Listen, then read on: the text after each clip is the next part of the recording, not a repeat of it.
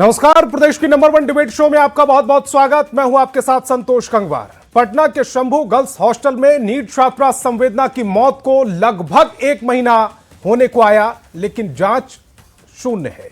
गुनहगार आजाद हैं और पटना पुलिस की थ्योरी में झोल ही झोल है। आज पटना पुलिस ने एक प्रेस कॉन्फ्रेंस की और साफ माना कि संवेदना के साथ यौन हिंसा से इनकार नहीं किया जा सकता। बावजूद उनकी प्रेस कॉन्फ्रेंस पुलिस की कोशिश यह रही कि परिवार को दोषी ठहराया जाए। पटना पुलिस के एसएसपी ने दावा किया है कि घटना के पहले दिन परिवार एफआईआर दर्ज नहीं करवाना चाहता था और बाद में सीबीआई जांच की मांग की गई। पुलिस का यह भी दावा है कि छात्रा के 5 कपड़ों में से एक में स्पर्म मिला, जिसकी एफएसएल जांच चल रही है। डीएनए मिलान और डिजिटल साक्ष्यों की जांच जारी है। दूसरी ओर पुलिस ने प्रेस कॉन्फ्रेंस के दौरान एक बार फिर छात्रा द्वारा दवाओं को खरीदने और सेवन करने का जिक्र किया और केस को आत्महत्या या नींद की गोलियों के ओवरडोज से जोड़ने की कोशिश की। एसएसपी ने एसएचओ स्तर पर लापरवाही की बात मानी और चित्रगुप्त नगर थाने की एसएचओ रोशनी कुमारी पर कार्रवाई का जिक्र भी किया और अस्पताल में लामा रिपोर्ट जब्त कर केस डायरी में शामिल करने की बात भी कही। लेकिन जब मीडिया से कुछ सवालात करने की कोशिश की गई तो बिना जवाब दिए प्रेस कॉन्फ्रेंस खत्म कर दी गई। ऐसे में सवाल है कि पटना पुलिस के अधिकारियों को मीडिया के सवालों से क्या परेशानी? पुलिस ने जांच की तो जवाब में दिक्कत क्या? मीडिया के सवालों से क्यों भागी पुलिस? और प्रेस कॉन्फ्रेंस पर कर क्यों पीड़ित परिवार को दोषी ठहराने की कोशिश की गई? चूंकि यह मामला बेटियों की सुरक्षा, हॉस्टल व्यवस्था, पुलिस की जवाबदेही और जांच की पारदर्शिता का है। क्या पुलिस की थ्योरी में छेद है? क्या सिस्टम में लापरवाही की वजह से सच दबाया जा रहा है? क्या सीबीआई जांच के नाम पर पुलिस अपनी जिम्मेदारियों से भाग रही है? आज इन्हीं सवालों पर होगी प्रदेश की नंबर 1 बहस। सबसे पहले सुनिए पटना एसएसपी कार्तिकेय के शर्मा ने क्या कुछ कहा है। जो इसमें कांड का विश्लेषण किया गया तो ये जानकारी प्राप्त हुई कि 6 तारीख को पीड़िता को हॉस्टल के कमरे से निकाल के डॉक्टर सजानंद के अस्पताल लाया गया था। फिर समुचित इलाज हेतु जो परिजनों के द्वारा ही इनको प्रभात मेमोरियल अस्पताल ले जाया गया। अग्रता अनुसंधान में बात निकल के आई कि जब इनको प्रभात मेमोरियल अस्पताल ले जाया गया तो वहाँ पे ये कोशिश की गई कि पुलिस केस दर्ज ना हो, परंतु प्रभात मेमोरियल के द्वारा 6 तारीख को एमएलसी काटा गया और थाना को इसके बारे में सूचना दी गई। थाना को सूचना प्राप्त होने पर एक महिला सब इंस्पेक्टर के द्वारा वहाँ पे आई, जो इनके परिजनों से मिली। परिजनों के द्वारा बताया गया कि जब वो होश में आएंगी तब इनका अपना बयान दर्ज करके अग्रता कांड दर्ज करेंगे वे लोग। महिला सब इंस्पेक्टर के द्वारा वहाँ के परिजनों को नंबर दिया गया अपना कि अगर कुछ भी इसमें कहना चाहते हो तो आप लोग इस नंबर पर कॉल करके बताएं। 9 तारीख को सब इंस्पेक्टर को फ़ोन आता है और वहाँ पे जाके फिर फर्द बयान दर्ज होता है और जैसा बताया गया कि इसमें कांड दर्ज किया जाता है। क्योंकि इसमें जब 6 तारीख को सब इंस्पेक्टर के द्वारा विजिट किया गया था और उसमें जो कदम कुआं थाना में प्रभार में जो चल रहे थे उनको तुरंत इसके बारे में सूचना चित्रगुप्त नगर थाना प्रभारी को देना चाहिए था और जो चित्रगुप्त नगर थाना प्रभारी उनको भी इसमें कार्रवाई करनी चाहिए थी, इसलिए उन पर अभी अनुशासनिक कार्रवाई की जा रही है। आपको याद होगा कि 21 जनवरी को हॉस्टल में बेटियों की सुरक्षा और गाइडलाइन को लेकर हमने बहस बिहार की में ही प्रदेश सरकार से सवाल पूछे थे। आज उसका असर हुआ है। गृह मंत्री सम्राट चौधरी ने हॉस्टल को लेकर गाइडलाइन जारी की है। अब सभी गर्ल्स हॉस्टल और लॉज में 24 घंटे महिला वार्डन की नियुक्ति अनिवार्य कर दी गई है। वार्डन, गार्ड, रसोइया और सफाई कर्मी समेत हर कर्मचारी का पुलिस सत्यापन जरूरी किया गया है। मुख्य गेट, गलियारा, डाइनिंग एरिया समेत सीसीटीवी कैमरे लगाना जरूरी कर दिया गया है। नई गाइडलाइन के मुताबिक गर्ल्स हॉस्टल में पुरुषों का प्रवेश हॉस्टल के कमरों वाले हिस्से में प्रतिबंधित रहेगा। पुलिस, महिला हेल्प डेस्क और अभया ब्रिगेड समय समय पर सुरक्षा निगरानी करेगी।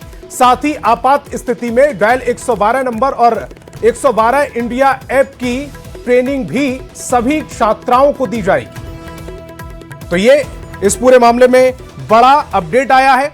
लेकिन सवाल पुलिस की प्रेस कॉन्फ्रेंस पर, चूंकि आज प्रेस कॉन्फ्रेंस हुई है तो ऐसे में सवाल जो है वो पुलिस की प्रेस कॉन्फ्रेंस पर पूछे जाएंगे। सवालों पर आते हैं।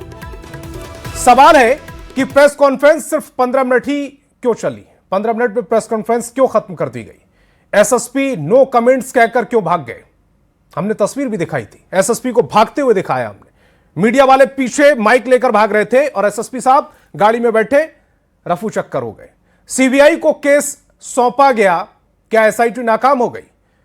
परिवार के आरोपों पर पुलिस चुप क्यों है और बार बार नशीली दवा का जिक्र पुलिस क्यों कर रही है? चलिए मेहमानों से आपका परिचय कराते हैं। सत्ता पक्ष से जेडीयू से अकबर अली और बीजेपी से प्रीति शेखर जी जुड़ रही हैं, वहीं विपक्ष से आरजेडी से चितरंजन गगन थोड़ी देर में जुड़ेंगे, कांग्रेस से आसिफनाथ तिवारी जी जुड़ रहे हैं, इसके अलावा पटना से मेरे सहयोगी अमित कुमार जी भी इस बहस का हिस्सा हैं। सभी मेहमानों का बहुत बहुत स्वागत। शुरुआत अमित आपसे, चूंकि प्रेस कॉन्फ्रेंस में आप मौजूद थे, अमित भी थोड़ी देर में जुड़ेंगे। शुरुआत कर लेते प्रीति जी से। प्रीति जी, आज प्रेस कॉन्फ्रेंस की गई पटना पुलिस की तरफ से और पटना पुलिस से जब पत्रकारों ने सवाल करना शुरू किया तो वो भाग गए, नो कमेंट्स और निकल लिए। 15 मिनट जो प्रेस कॉन्फ्रेंस की गई, उस प्रेस कॉन्फ्रेंस का क्या औचित्य था, क्या निष्कर्ष निकाला जाए, क्या मैसेज देना चाहती थी पुलिस?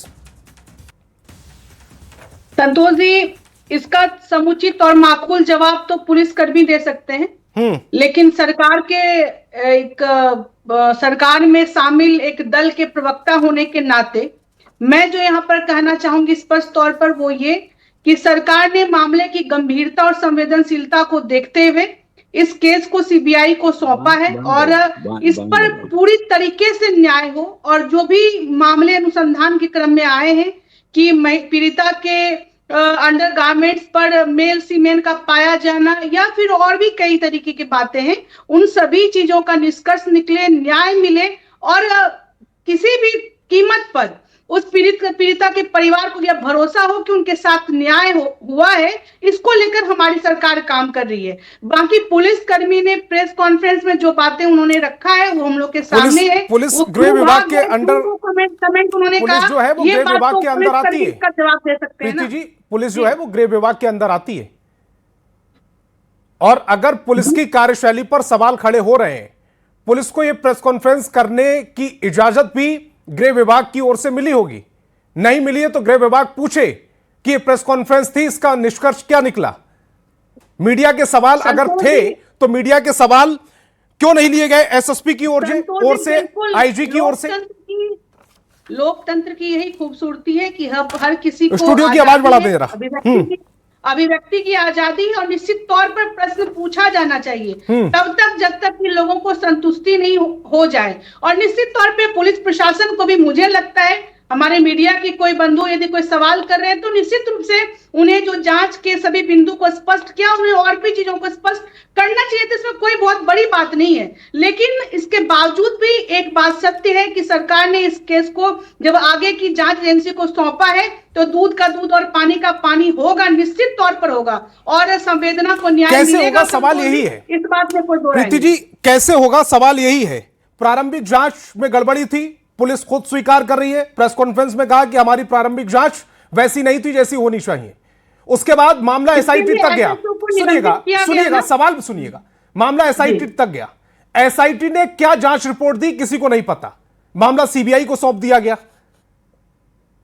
आज मुझे लगता है आज का जो प्रेस कॉन्फ्रेंस किया गया वो एसआईटी के ही अनुसंधान के मूल बिंदु और उसके निष्कर्ष को लेकर रखा गया, जिसमें सभी बातें आई कि छात्रा जब घर आई, घर से जब हॉस्टल में प्रवेश करती है, उसके बाद जब वो निकलती है, सीसीटीवी के फुटेज से लेकर उसके पूरे एफएसएल जांच को लेकर, डीएनए सैंपलिंग रिपोर्ट को लेकर सभी बातें कई बिंदु पर हमने सुना आपके माध्यम से, चैनल के माध्यम से, कि कई बिंदुओं पर स्पष्टता उन्होंने रखा है सामने सभी बातों को। तो मुझे लगता है एसआईटी के अभी तक के जांच के बिंदु आ गए हैं और आगे के अनुसंधान में सीबीआई और भी किस प्रकार से तकनीक का इस्तेमाल करके हर तकनीकी पहलुओं पर जांच करते हुए पीड़िता को न्याय दिलाए, इसकी उम्मीद हम सब लोग करते हैं और हर लोग चाहते हैं यहाँ पर बैठे हुए कि पीड़िता को न्याय मिले।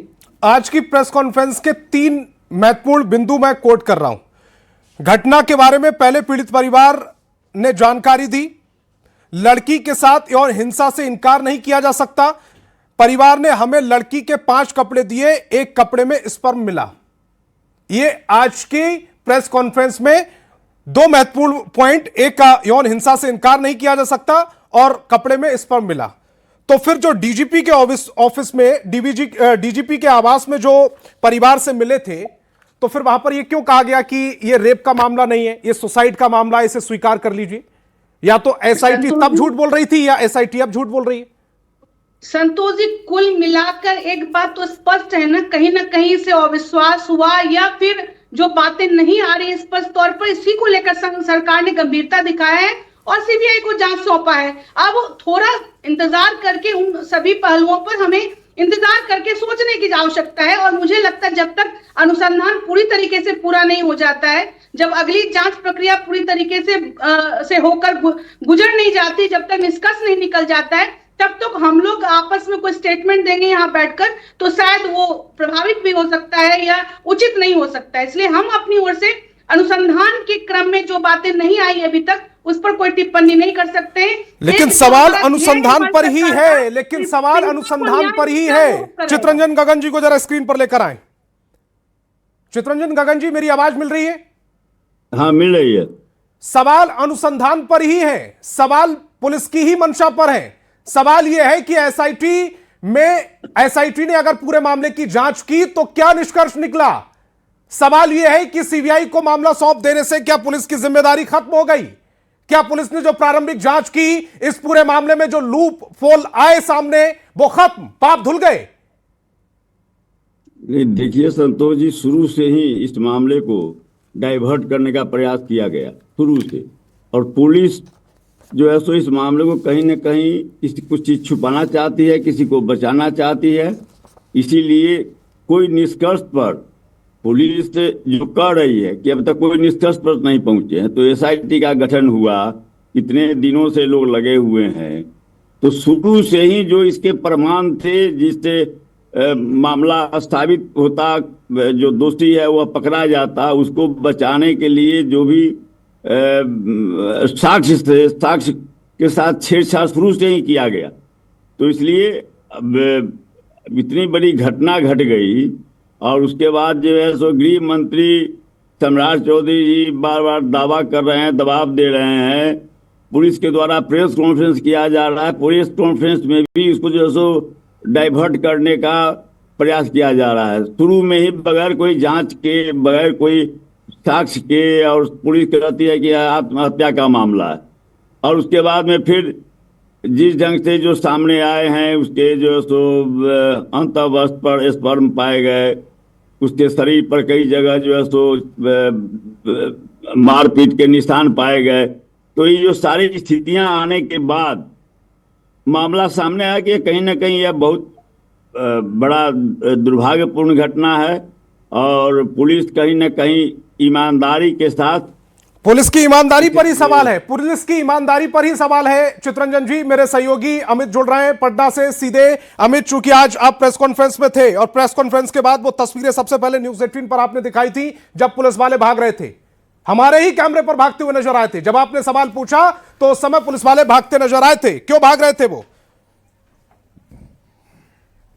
बिल्कुल, देखिए, चूंकि प्रेस कॉन्फ्रेंस पुलिस ने किया और अब तक की जो जांच रही है, जो कहानी रही है, वो पटना के आईजी से लेकर के एसएसपी, सिटी एसपी, यहाँ तक कि जो एएसपी हैं और जो एसआईटी के चीफ हैं, वो सभी जो है मीडिया कर्मियों को बता रहे थे, सुना रहे थे। जब बात आई सवाल की तो जो सवाल थे वो रेज किए जब जाने लगे, तो जो आईजी से लेकर के जो एसआईटी के चीफ हैं, सभी उठ कर के वहां से चलते बने। मीडिया के सवालों को फेस करना शायद उनके लिए मुनासिब नहीं था, चूंकि सवाल कई थे और पुलिस के पास फिलहाल जवाब देने को, ठोस जवाब देने के लिए कोई दूसरा जो है वो तैयारी उनके तरफ से नहीं की गई थी। और यही वजह रही कि जब सवाल हमने किया कि आप कह रहे हैं कि परिवार वाले एफआईआर करने के तैयार नहीं थे, तो जो हॉस्टल संचालक है उन्होंने क्यों नहीं जानकारी दी, उन पर आपने क्या कार्रवाई की? उसके अलावा जो पीड़ित परिवार के जो लोग हैं, मृतक के जो परिवार हैं, वो जो तथ्यों को, जिन बातों को रख रहे हैं, उसके संदर्भ में जो परिवार वाली बात आपने इंटरेस्टिंग की, क्योंकि उस पर मैं आ रहा था। पुलिस का कहना है कि शुरुआत में परिवार वाले एफआईआर दर्ज कराना नहीं चाह रहे थे। वो कब की बात कर रहे थे? जब पीड़िता के अस्पताल में एडमिट होने की खबर परिवार को मिली तब वो क्या एफआईआर कराते? वो खुद मामले को नहीं जानते थे, तब की वो बात कर रहे थे? या 11 तारीख को जब पीड़िता की मौत हो गई तब पुलिस गई थी एफआईआर कराने के लिए? अगर तब वो एफआईआर कराना नहीं चाह रहे थे तो 13-14 तारीख को फिर शंभू हॉस्टल के बाहर उन्होंने पथराव क्यों किया? परिवार वालों ने पुलिस पर दबाव क्यों बनाया? या तो पुलिस झूठ बोल रही है या वो तस्वीरें झूठी थी। देखिए ये कहानी जो है वो 9 तारीख से पहले की है, जब जो पीड़िता है वो अस्पताल में जिंदगी और मौत के बीच जब जूझ रही थी, तब की ये कहानी है। जब मृतक के जो परिवार वाले जो हैं वो हॉस्पिटल पहुंचे थे, प्रभात मेमोरियल हॉस्पिटल पहुंचे थे, और उस दौरान पुलिस का कहना है कि वो एफआईआर क्यों नहीं करवाने को राजी थे।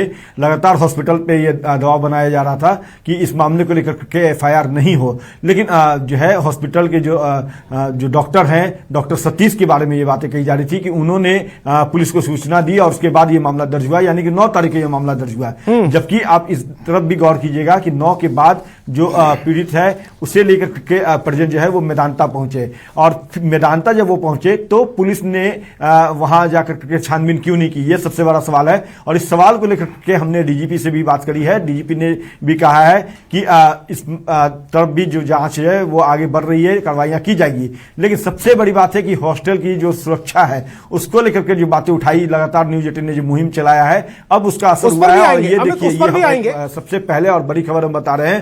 ये तस्वीर देखिए संतोष, 1 मिनट रुकिएगा। करिए, आप अपनी बात कंप्लीट कीजिएगा जल्दी से।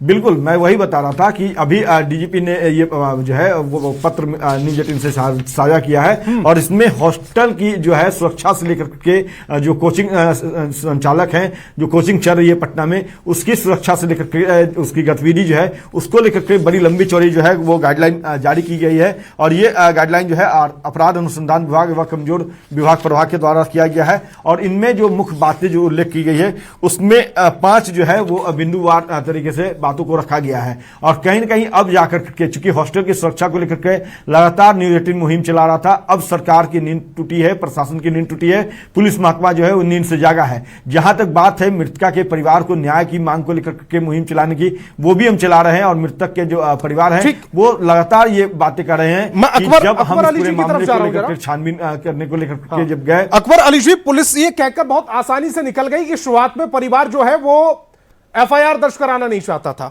शुरुआत में एसएचओ रोशनी कुमारी ने जांच के लिए अपना चालक भेज दिया था हॉस्टल, इसका जिक्र नहीं किया उन्होंने। और परिवार एफआईआर दर्ज कराना चाहता था, नहीं चाहता था, पुलिस खुद से अनुसंधान लेगी किसी केस का। मान लीजिए अगर पुलिस की थ्योरी ठीक भी है, परिवार नहीं भी कराना चाहता था एफआईआर, पुलिस खुद से अनुसंधान लेगी। नहीं संतोष जी, पुलिस की जिम्मेवारी बनती है। अकबर अली जी, अकबर अली जी, देखिए ये तो बहुत अफसोसनाक घटना हुआ नीट की छात्रा जो थी उनके साथ, लेकिन आप ये देखेंगे कि मामला की जो शुरुआत हुई वो प्रभात हॉस्पिटल वो गई बच्ची है, उसके बाद जो है जो रिपोर्ट हॉस्पिटल का था उसी पर जो है पुलिस पदाधिकारी ने जो है बयान जो है प्रेस में दे दिया। क्योंकि मामला यौन शोषण से भी जुड़ा हुआ था तो ये इसमें मेडिकल रिपोर्ट का आना जरूरी था। और सरकार ने फिर पीएमसीएच से इसकी जांच कराई, और फिर जब पीएमसीएच का रिपोर्ट आया कि यौन शोषण से इनकार नहीं किया जा सकता है, उसके बाद आप देखेंगे कि लगातार कई लोगों का डीएनए टेस्ट भी जो है एसआईटी का गठन कराया सरकार ने, और डीएनए टेस्ट भी कराया जा रहा है। और अभी केस क्योंकि सीबीआई को जो है सरकार ने हैंडओवर कर दिया है, तो ये सारी प्रक्रियाएं जो थी वो उस बेटी को न्याय मिले इसी के लिए सरकार ने किया था। और ये प्रतिबद्ध है सरकार की उस लड़की को न्याय मिले, बच्ची को, और जो गुनाहगार हैं उन पर सख्त कार्रवाई हो। लेकिन यही तो सब चाह रहे हैं। बात यह कि कार्रवाई जब होगी कैसे? पुलिस की पूरी थ्योरी में इतने झोल हैं, पुलिस कह कुछ रही है, कर कुछ और रही है, उसका एक्शन कुछ और बता रहा है। असिनाथ तिवारी जी को जरा स्क्रीन पर लेकर आए। असिनाथ तिवारी जी, पुलिस का एक्शन कुछ और बता रहा है, पुलिस कह कुछ और रही है, पुलिस पर विश्वास कैसे करें? पहले दिन से इस पूरे मामले में पुलिस ने गुमराह करने के अलावा अगर साक्ष्य जुटाने की कोशिश की होती, हॉस्टल जाकर देख लिया होता, जो पीड़िता थी उसके कमरे को सील कर दिया गया होता, उसके जो बेड शीट थी उसको अगर धुलने के लिए ना दिया गया होता, कपड़े परिवार से मंगाने के बजाय खुद इकट्ठे किए होते, उस हॉस्टल में 15 तारीख तक आवन जावन ना होता रहा होता, तो क्या इसका निष्कर्ष एसआईटी ना निकाल पाती? पुलिस तो संतोष जी, मैं दोबारा अपनी बात रखूंगा। भारतीय संविधान में, कौन बोल रहे हैं जी, भारतीय संविधान में पुलिस के लिए 3 कार्य निर्धारित किए गए हैं ड्यूटी के तौर पर। प्रिवेंशन ऑफ क्राइम, मतलब अपराध की रोकथाम, इन्वेस्टिगेशन ऑफ क्राइम, अपराध की जांच, और कन्विक्शन ऑफ क्रिमिनल, अपराधी को सजा दिलाना। प्रिवेंशन ऑफ क्राइम में बुरी तरह से पुलिस विफल रही, अपराध की घटनाएं तो खूब हो रही हैं। इन्वेस्टिगेशन ऑफ क्राइम में पुलिस तो इस कदर बुरी साबित हुई, बिहार पुलिस इस कदर बुरी साबित हुई, आप सोचिए इससे बड़ा निकृष्ट काम पुलिस क्या करेगी कि जिस बेटी की हत्या हुई उसके पिता तक का डीएनए ले लिया टेस्ट करने के लिए। आप अंदाजा लगाइए कितने नीच लोग हैं ये, कितने घटिया लोग हैं। किस नीच अधिकारी ने आदेश दिया होगा पिता का डीएनए ले रहे हो रेप केस में टेस्ट करने के लिए। पूरे परिवार पर किस तरह का दबाव बनाया गया, आप अंदाजा लगाइए। पूरे परिवार को इतना डराने की कोशिश की गई कि वो लोग इस पर कुछ ना बोले। और पीएमसीएच में जांच ऐसे ही नहीं हो गई। जब हंगामा हुआ, लोग सड़कों पर उतरे, सरकार की फजीहत होने लगी, तब जाके पीएमसीएच में उसकी जांच हुई। उसके पहले तो अब आप कह रहे हैं कि एसएचओ को सस्पेंड कर दिया। एक एसएचओ ने लीपापोती की क्या? एएसपी ने लीपापोती की कोशिश नहीं की क्या? एसपी ने नहीं की क्या? एसएसपी ने नहीं की क्या? किसका दबाव था? असली चीज यह है कि दबाव किसका था, जिसके दबाव में एसएसपी स्तर के अधिकारी तक ने डे वन, आपको याद होगा संतोष जी, इस पर लीपापोती की कोशिश की। एसएसपी ने क्यों की? किसका दबाव था एसएसपी पर? चलो मान लो एसएचओ पर दबाव था, एसपी साहब का। एसएसपी पर किसका दबाव था? जरूर किसी ऊपर का होगा। अब जब आपको प्रेस कॉन्फ्रेंस में सवालों का जवाब देना ही नहीं था तो आपने पीसी बुलाई क्यों? क्यों पत्रकारों को बुलाया? पत्रकारों को क्यों बुलाया जाता है? पत्रकारों को सवाल पूछने का अधिकार भारतीय संविधान ने भारत के नागरिक अधिकार के तहत दिया है। पत्रकार देश के नागरिक की तरफ से सवाल पूछता है, वो किसी चैनल की तरफ से नहीं, किसी संस्थान की तरफ से नहीं पूछता है, वो आम आदमी की तरफ से सवाल पूछता है, जो कि संविधान ने उसे अधिकार दिया है। आपको सवालों का जवाब नहीं देना था तो पीसी क्यों कॉल की? मतलब साफ है, सवालों से भागने वाला हर आदमी कल्प्रिट होता है। वो कुछ छुपा रहा होता है, इसीलिए वो मुंह छुपा के भाग रहा होता है। मतलब साहब कि पटना बिहार पुलिस कुछ छुपा रही है और वो मुंह छुपा के भाग रही है। तो क्या छुपा रही है? आप अपराध रोक नहीं पाए। इन्वेस्टिगेशन में तो आपने इतनी मतलब फजीहत कराई बिहार पुलिस की कि पूरे देश में आपकी किरकिरी हुई। तो आप कन्विक्शन क्या करवाइएगा? कुछ नहीं करवाइएगा। और सवालों से आप भाग रहे हैं। तो मैं स्पष्ट कहूंगा कि अब इस पुलिस को मैं बेचारी पुलिस कहूंगा, क्योंकि बेचारी पुलिस क्या कर पाती जहां तनी हो सत्तासीन की ही छाती। स्पष्ट दिख रहा है, स्पष्ट संदेह हो रहा है कि इसमें सत्ताधारी लोग शामिल हैं। एक बड़ा नेक्सस है जो बेटियों की अस्मत लूट रहा है, बेटियों के सौदे कर रहा है। सत्ता में बैठे इन लोगों के दबाव में पुलिस इधर उधर की कहानी गढ़ के मुंह छुपा के भाग रही है। प्रीति जी, पुलिस क्या छिपा रही है? सवालों से भाग जाना, सवालों से बचकर निकल जाना, क्या छुपा रही है पुलिस? ऐसा कौन सा सवाल पूछ लेते पत्रकार जिसका जवाब पुलिस के पास नहीं था? देखिए संतोष जी, विपक्ष एक परसेप्शन गढ़कर पीड़िता को न्याय नहीं दिलाना चाहती है। इनकी मंशा है कि इसका राजनीति। अरे भाई आप ही दे दीजिए ना। और पुलिस भागकर न्याय देना चाहती है। पर एक मिनट सुन लीजिए, पुलिस सवालों के जवाब से बचकर न्याय दिलाना चाहती है। जो करी जा रही है ना, उस पर नहीं जाएंगे हम, सीधे जाएंगे अनुसंधान पर। जो बातें आई शुरुआती दौर में पुलिस की लापरवाही सामने आई है। अनुसंधान की बात की मैं बता देता हूं, 22 दिन एसआईटी की जांच चली है। 22 दिन संतोष जी, कई बिंदु 22 दिन में तमाम वैज्ञानिक अनुसंधान करा लिए गए, कई की रिपोर्ट्स आई नहीं है और सीबीआई को केस सौंप दिया गया। संतोष जी, घर में जितने दिन छात्रा रही, वहां से लेकर हॉस्टल के आने के बाद जो एक और बात प्रेस कॉन्फ्रेंस में सामने आई कि छात्रा के हॉस्टल में इंटर करने के बाद वो जब दरवाजा से उनको तोड़कर निकाला गया, उस बीच में उनके 2 बार दरवाजे खुले थे, 2-2 मिनट के लिए खुले थे।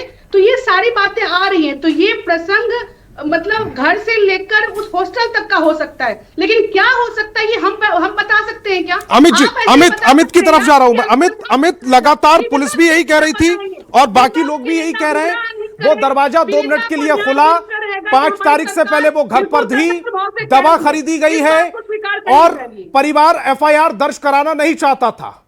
इन बिंदुओं को बार बार टारगेट या उजागर करने की कोशिश के पीछे मंशा क्या लग रही है? संतोष ताकि ध्यान भटकाया जाए। देखिए संतोष जी, देखिए 2 ही बात बात है ना, अमित जी की तरफ गया हूं प्रीति जी। एक हाँ। मिनट, दो बातें हैं। हाँ। एक तो आपको भरोसा करके यदि चलना चाहिए, जो दिख रहा है कैसे कि भरोसा न्याय करे? मेरा सवाल तो न्याय यही है, होता हुआ दिख पहले रहा दिन है। से उसके एसएचओ साथ की जगह सारे- उसका ड्राइवर चला जाता है पूरे मामले में, जांच के लिए भरोसा कैसे करे इस पुलिस पर? बताइए, आप बताइए कैसे भरोसा करें? पहले ये रेप नहीं था, बाद में पुलिस मानती है कि रेप की आशंका है, और बाद में फिर ये परिवार से कहा जाता है कि रेप नहीं है, सुसाइड है। आप वापस ले लीजिए केस। प्रश्न आप कर रहे हैं, मैं आपके उत्तर दे रही हूं, आप सुन नहीं रहे। भरोसा इसलिए करना चाहिए क्योंकि एसआईटी के गठन से लेकर उस पूरे घटनाक्रम में सीआईडी को इन्वॉल्व किया गया, डीएनए सैंपलिंग की गई, सैंपल साइज और बढ़ाया जा सकता था। उस बीच में जो न्यायिक जांच की जो मांग की गई परिजनों के द्वारा, तो सीबीआई को केस ट्रांसफर हुआ। तो इसमें बताइए कि कौन सी लापरवाही है? सरकार तो हर मामले पर, हर मैं चरण पर बिंदुवार मुस्तैदी से आपको काम लापरवाही बता सकता हूं, और मेरे ग्राफिक्स में चल रहे हैं क्या क्या है। चूंकि मेरे पास और भी मेहमान है, उनका रिएक्शन ले लूं। पहले अमित, आप अपनी बात कंप्लीट कीजिएगा। मैंने जो पहले सवाल पूछा, घर 5 तारीख से पहले घर का बार बार जिक्र होना, दवा लेने का जिक्र होना, इन्वेस्टिगेशन के दौरान हम साक्ष्य नहीं बता सकते, इंफॉर्मेशन लीक नहीं हो सकती, लेकिन पुलिस सूत्रों के से ये इंफॉर्मेशन लीक हो जाती है कि वो दवा लेती थी, नशीली दवा लेती थी, उसका जिक्र करना। एक मिनट प्रीति जी, आपका समय खत्म हो चुका है, मैं अमित जी से बात कर रहा हूं। और अब परिवार एफआईआर दर्ज कराना नहीं चाहता था, पुलिस इन्हीं बिंदुओं पर क्यों घूम रही है? इन्हीं की जांच क्यों कर रही है? देखिए संतोष जी, इस सवाल का जवाब जो है वो Patna IG, SSP, TSP, ASP या एसआईटी की चीफ ने नहीं दी, लेकिन इसका सीधा जवाब जो है वो हमने डीजीपी से ली है। वो भी दर्शकों को थोड़ी देर के बाद दिखाएंगे। साफ तौर पे डीजीपी ने ये माना है कि हाँ, लापरवाही हुई थी, और हॉस्टल संचालिका के, हॉस्टल जो संचालन करने वाले लोग जो हैं, उसके जो स्टाफ्स हैं, उनके तरफ से चूक हुई थी, उन पर कार्रवाई भी होगी। ये इंश्योर किया है न्यूज 18 के कैमरे पे डीजीपी ने, विनय कुमार ने। साफ तौर पे डीजीपी का कहना है कि चलिए परिजन जो है वो एफआईआर, हमने जो सवाल किया डीजीपी से कि चलिए परिजन जो है वो एफआईआर नहीं कराए, पुलिस स्वतः जो है वो इस मामले में एफआईआर लॉन्च करके अनुसंधान कर सकती थी। चूंकि प्रभात मेमोरियल हॉस्पिटल की तरफ से जब जानकारी दी गई कि ऐसा एक केस आया है, तो कदमका की एक एसआई जो है वो वहां पहुंची और उन्होंने अपना नंबर जो मृतक के परिजन है उनको उन्होंने दे दिया। उन्होंने अपनी खानापूर्ति कर ली कि चलिए अगर होश में आती है, कुछ बातें आप बताना चाहेंगे तो आप बताइएगा। जहां तक हॉस्टल संचालक या हॉस्टल से जुड़े जो लोग हैं, जो वार्डन है, जो गार्ड है, जो बच्ची को लेकर के गोद में भाग रहा है, उसने पुलिस को क्यों सूचना नहीं दी? सबसे पहली जो गलती है, दोषी जो है वो बनते हैं। डायल 112 10 मिनट में घटना कहीं भी वो पहुंचती है, और इसको लेकर के पुलिस मुख्यालय तक पीठ थपथपाया जाता है अपने डायल 112 की कार्यशैली को। उनको क्यों नहीं सूचना दी गई? तो डीजीपी ने माना है कि बिल्कुल हॉस्टल संचालक भी दोषी हैं और तमाम बिंदुओं पर जांच हो रही है।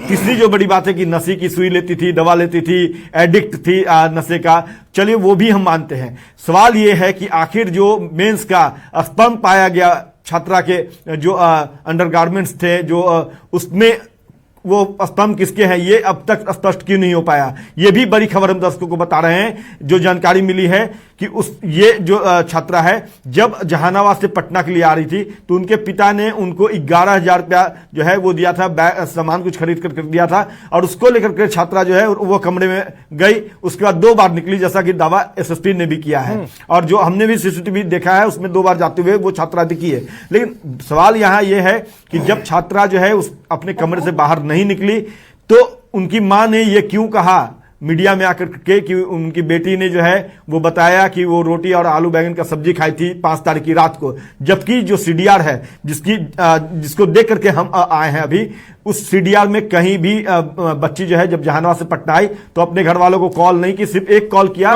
वो रात के 9 बजे, यानी कि 9 बजे तक लड़की जो है वो, अमित बीच में रोकूंगा, थोड़ा सा समय कम है, लड़की जो है वो 9 बजे तक होश में थी। हाँ, चूंकि ये जो संवाद हुआ है बेटी और मां के बीच में, वो फोन कॉल पर संवाद हुआ होगा, उसमें बेटी ने क्या कहा मां से, क्या पता मां से यही कहा हो जो मां कह रही है।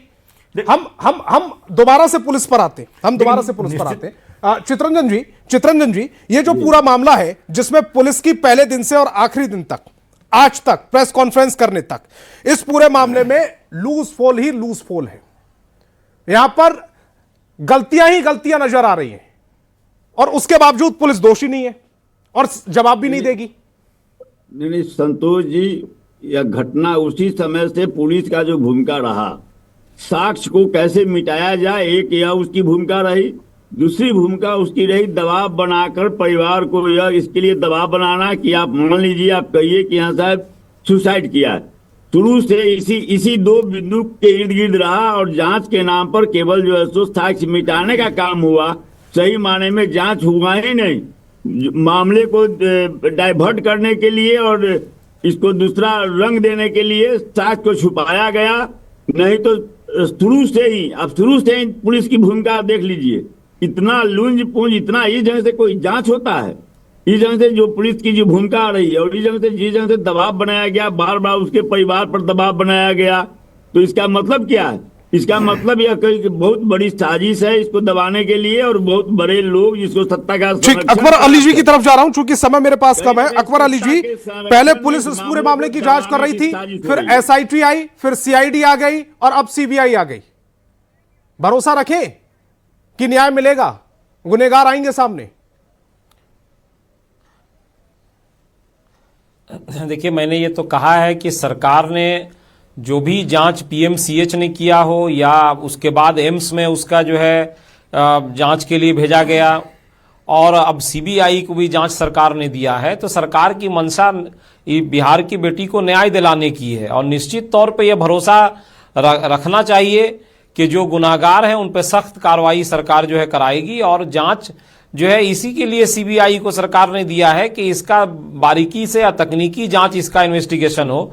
क्योंकि मैंने बताया कई लोगों का डीएनए टेस्ट जो है के लिए दिया गया है कि जो बात आई है उनके साथ के भाई उनके मतलब कपड़ों पे स्पर्म पाया गया है। में ये बताइएगा, जब मामला सीबीआई तक पहुंच ही गया तो फिर पुलिस अपनी थ्योरी सुनाने क्यों आई, प्रेस कॉन्फ्रेंस करने क्यों आई?